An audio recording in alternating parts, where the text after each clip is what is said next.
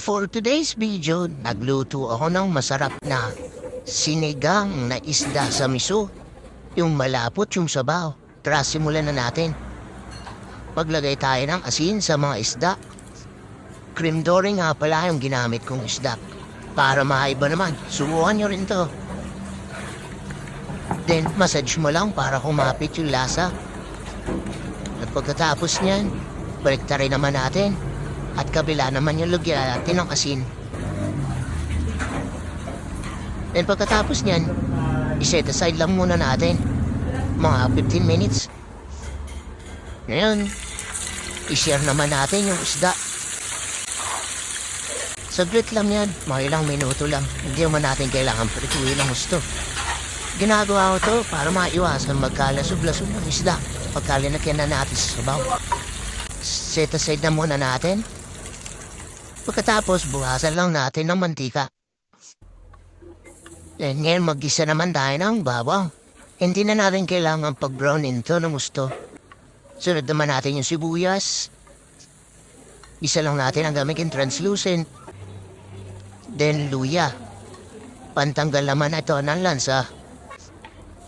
At sunod naman natin yung kamatis. Mga 2 piraso lang, okay na yan. Sunod na natin yung miso paste. Nabibili lang yan sa palengke.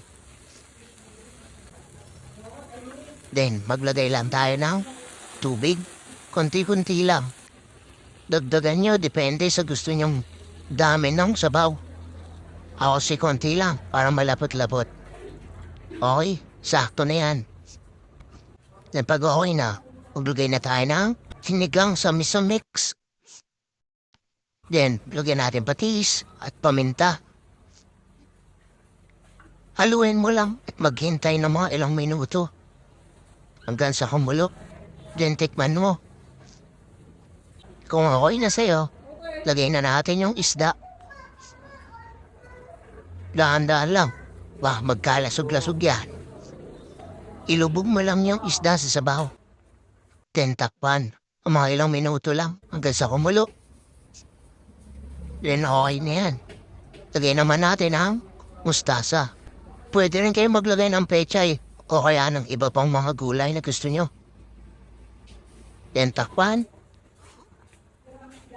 Ayan, malambot na yung mustasa. Ilubog lang natin ulit. Then, maglagay na tayo ng siling green. Monti ko pa mahalimutan yan. Pagtakip, okay na yan. At ito na ang ating sinigang na isda sa miso na napakasarap.